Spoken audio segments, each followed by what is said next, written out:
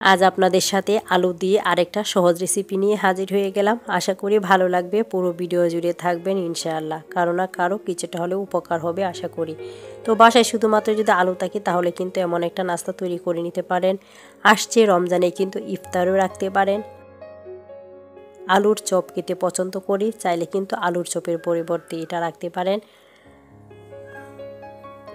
তো এখন কিন্তু আমি 2টা আলু এখানে সিদ্ধ করে নিয়েছি। সিদ্ধ করার পর এটা ঠান্ডা করার পর স্কিনটা ছাড়িয়ে নিয়েছি, আর এখন এটা একটা গ্রেটার দিয়ে গ্রেট করে নিচ্ছি। চাইলে কিন্তু এটা ভালোভাবে ম্যাশ করে নিতে পারেন। তো আলুটা কিন্তু আমার একেবারে গ্রেট করা হয়ে গেছে। এরপর এখানে আমি কিছু উপকরণ অ্যাড করে দিব। চাইলে কিন্তু আপনারা বাচ্চাদেরকে এমন একটা নাস্তা তৈরি করে দিতে পারেন। এখানে সামান্য লবণ অ্যাড করে দিয়েছি, আর দিয়ে দিব কিছুটা মাংসের মশলা। চাইলে কিন্তু আপনারা এখানে যে কোনো চাট মশলা ব্যবহার করতে পারেন। তো এখানে এখন দিয়ে দিলাম কিছুটা ধনিয়া পাতা কুচি, আর একটা গাজর কুচি করে নিয়েছিলাম সেটাও অ্যাড করে দিয়েছি। কিছুটা গোলমরিচ গুঁড়া দিয়ে দিয়েছি, আর এখন দিয়ে দিচ্ছি কিছুটা চিলি ফ্লেক্স। চাইলে চিলি ফ্লেক্সের পরিবর্তে কাঁচামরিচটা ব্যবহার করতে পারেন। আর দিয়ে দিলাম কিছুটা কর্নফ্লাওয়ার। কর্নফ্লাওয়ারটা অবশ্যই দিতে হবে, না হলে কিন্তু আপনার নাস্তাটা হতে চাইবে না। কর্নফ্লাওয়ারটা কিন্তু বাইন্ডিংয়ের কাজ করবে। এখন একটু ফাঁকা করে নিচ্ছে, আর একটা ডিম ভেঙে নিয়েছি সেটাও কিন্তু অ্যাড করে দিচ্ছি। ডিমটা চাইলে কিন্তু অ্যাভয়েড করতে পারেন, কিন্তু ডিমটা দিলে নাস্তাটা আরও একটু বেশি হেলদি হবে। তো চেষ্টা করবে ডিমটা দিতে। তো ডিমটা দিয়ে এখন ডিমটা আমি ভালো করে ভেঙে নিয়ে এরপর কিন্তু আমি আলু আর গাজরের সঙ্গে ভালো করে মিশিয়ে নিব।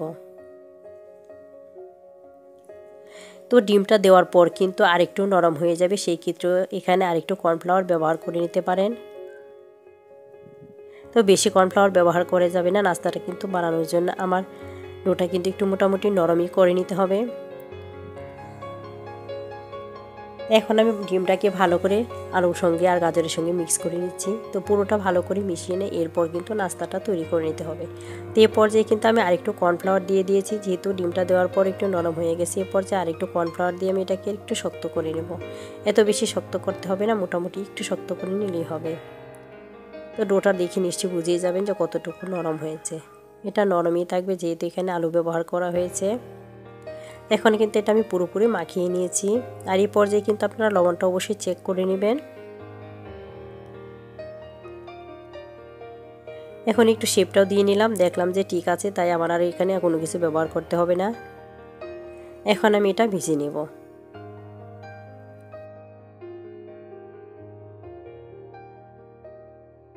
এখন ফ্রাই প্যানে কিন্তু আমি তেলটা মোটামুটি গরম করে নিয়েছি, আর তেলটা মোটামুটি গরম হয়ে যাওয়ার পরে কিন্তু আমি নাস্তাটা ছেড়ে দিচ্ছি। তো এইভাবে হাতে নিয়ে চেপে চেপে পাকোড়া শেপে দিয়ে দিবেন, তাহলে দেখবেন একটা সুন্দর নাস্তা তৈরি হয়ে যাবে।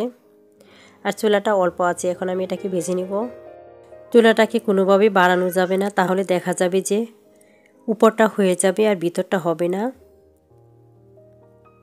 এভাবেই কিছু দিয়ে দিব, আর নাস্তাগুলো আমি কিন্তু এভাবেই ভেজে নিব। তো আমি কিছুটা দিয়ে দিয়েছি, আর একটা সাইড যখন শক্ত হয়ে গেছে পুরোপুরি, তখন কিন্তু আমি এটা উল্টিয়ে দিচ্ছি। আর এই নাস্তাটা কিন্তু আপনার এত বারবার উল্টাতে হবে না, 1-2 বার উল্টালেই নাস্তা তৈরি হয়ে যাবে। একটা সাইড যখন পুরোপুরি শক্ত হয়ে যাবে এরপর উল্টিয়ে দিবেন। তো এভাবে 1-2 বার উল্টালে দেখবেন যে নাস্তা আপনার একেবারেই সুন্দর হয়ে যাবে। সেই ক্ষেত্রে অবশ্যই চুলার আঁচটা কমিয়ে এরপর কিন্তু তৈরি করে নেবেন। আর একটু সময় নিয়ে আমি কিন্তু নাস্তাটা তৈরি করে নিয়েছি। তো পুরোপুরি যখন কালার চলে আসবে 2টা সাইডই, তখন এটা নামিয়ে নিতে হবে। আর একটু কড়া করে ভেজে নিলে কিন্তু খেতে বেশি ভালো লাগবে, একেবারে ক্রিসপি একটা নাস্তা হবে। তো খুব সহজেই কিন্তু আপনি একটা ক্রিসপি নাস্তা তৈরি করে নিতে পারেন।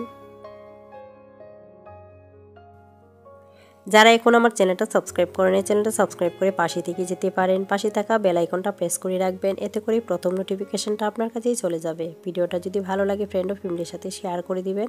বেশি ভালো লাগলে একটা লাইক দিতে ভুলবেন না। আর যদি চ্যানেলটা সাবস্ক্রাইব করে রাখেন, তাহলে পরবর্তীতে ভিডিওটা খুব সহজেই দেখে নিতে পারবেন।